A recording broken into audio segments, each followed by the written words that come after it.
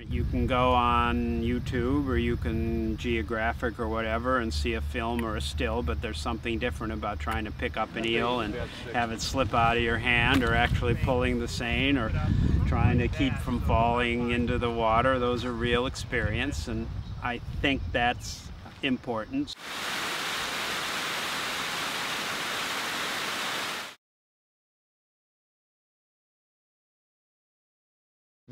I'm Richard Horowitz. I'm a professor in the bees department at Drexel. That's Biodiversity, Earth and Environmental Sciences.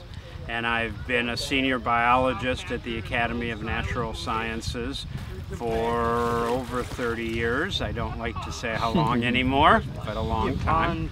Most of my work has been in the Philadelphia area. Done a lot of work there, and I've done work all over the country, but this is a great place. The fish here are really interesting. It's very different from what you get, say 30, 40 miles to the west of here.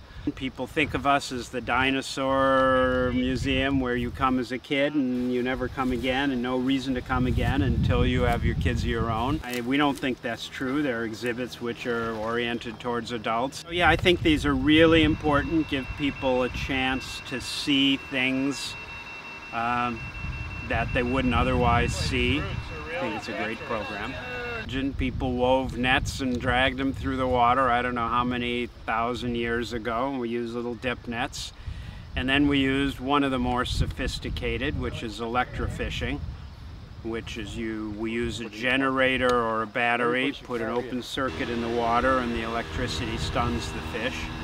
You can get big fish, which are hard to get by other things. You can get them out of cover and crevices, and it doesn't kill them. So you can release, as we did, we released virtually all the fish we caught, we returned alive. These are pygmy sunfishes. The biggest are just a few inches long. They tend to be very brightly colored. We saw 3 species of those. We saw sucker, we saw a little darter, we saw some pickerel, which is the main predator usually in the... This is a bullhead. This is a yellow bullhead. And you notice he's got whiskers, and most of the catfish whiskers have either taste or smell sensors on them. So they're going along, and even though their eyes are small and it's dark or they're out at night, they live in this world of tasting. And then we got a couple, some tadpoles and a big bullfrog. We got a variety, and then we got loads and loads of eels. Especially in cool weather like this, they will, if you take them out of the shock and get them in water quickly, which we try and do, they'll come back usually pretty quickly. One danger is that if it's very hot, sometimes they're not pumping their gills, so they can asphyxiate, but that was not a problem today. Well, one of the things that I'm interested in, particularly with the eels, is the size distribution. They don't look much bigger than they were when they first arrived.